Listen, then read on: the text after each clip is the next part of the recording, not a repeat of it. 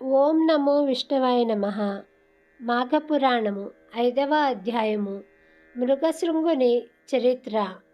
ఆ బ్రాహ్మణ యువకుడు కుత్సురుని కుమారుడు కనుక కౌస్తుడని పిలువబడుచున్నను. అతనిని మృగశృంగుడను పేరుతో పిలుచుచుండిరి. అదెటులనగా అతడు కావేరీ నదీ తీరమున ఘోర తపస్సు చేసియున్నాడు గదా. అప్పుడు అతను శిలువ వలె నిలబడి దీక్షతో తపస్సు చేసుకుని సమయంలో ఆ ప్రాంతమందు తిరుగాడు మృగములు జంతువులు తమ యొక్క శృంగములచే అతనిని గీకెడివి.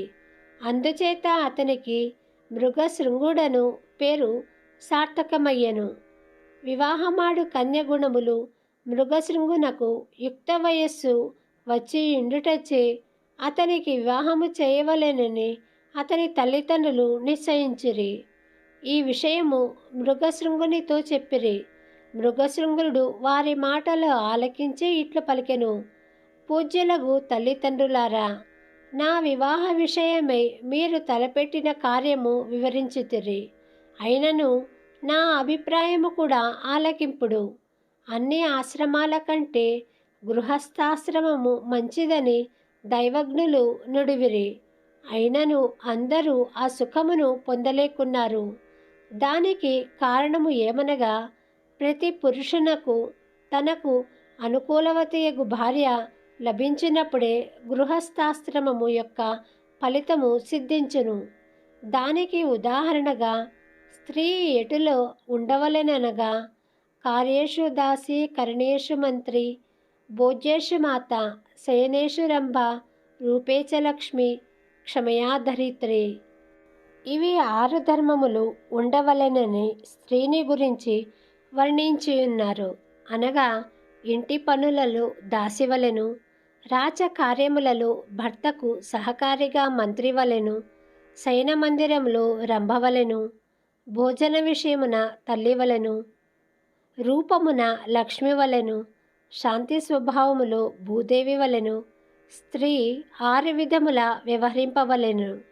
అంతేగాక చతుర్విధ పురుషార్థములైన ధర్మము, అర్థము, కామము, మోక్షము అని 4 పురుషార్థములలో మోక్షము ప్రధానమైనది. అటువంటి మోక్షము సాధింపనించిన మిగతా 3 అనవసరము. ధర్మాన్ని అర్థాన్ని మనుజుడు ఏ విధముగా సాధించును, కామమును కూడా అట్లే సాధించవలేను. ప్రతి మానవుడు వివాహము చేసుకునే ముందు కన్య యొక్క గుణగణములు తెలుసుకొనవలేను. జీవిత సుఖములలో భార్య ప్రధానమైనది కనుక గుణవంతురాలగు భార్యను పొందుట కన్నా మరొక స్వర్గము లేదు. గుణవతియగు పత్నితో కాపురము చేసిన ఆ సంసారము స్వర్గతుల్యముగా ఉండుటయేగాక అట్టి మనుజుడు ధర్మ అర్థ కామ మోక్షములను అవలీలగా సాధించగలడు. భార్య గయ్యాళి వినయ విధేయతలు లేనిదై ఉన్నచో ఆ భర్త నరకమును బోలిన కష్టములను అనుభవించుచు మరల నరక కూపమునకే పోగలడు. కనుక పెళ్లి చేసుకొనుటకు ముందు స్త్రీని అనేక విధములుగా పరిశీలించి వివాహమాడవలెను. అదెటులన కన్య ఆరోగ్యవతి అయి ఏ విధమైన రోగగ్రస్తురాలై ఉండకూడదు. ఎంత అందమైనదైనను మంచి కుటుంబంలోని కన్య అయి ఉండవలెను. బంధుమర్యాదలు తెలిసి విద్యావంతురాలై దేవ బ్రాహ్మణులను పూజించున్నది, అత్తమామల మాటలకు జవదాటనిదై ఉండవలెను.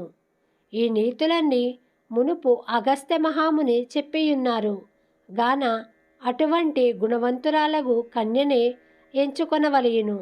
అయినా అదెటులా సాధ్యపడును అని మృగశృంగుడు తల్లిదండ్రులతో తన మనస్సులో ఉన్న సంశయములను తెలియజేసెను. కుమారుని మాటలకు తండ్రి సంతోషించి మరలా ఇట్లు పలికెను. కుమారా, నీ మాటలు నాకెంతయో సంతోషమును కలిగించినవి. వయస్సులో చిన్నవాడివైనను మంచి నీతులు నేర్చుకున్నావు. నీ అభీష్టము నెరవేరవలయునన్న దీన దయాళుడగు శ్రీమన్నారాయణుడే తీర్చగలడు. భగవంతునిపై భారము వేయుము అని పలికెను. 5వ అధ్యాయము సంపూర్ణము. శుభం భవతు.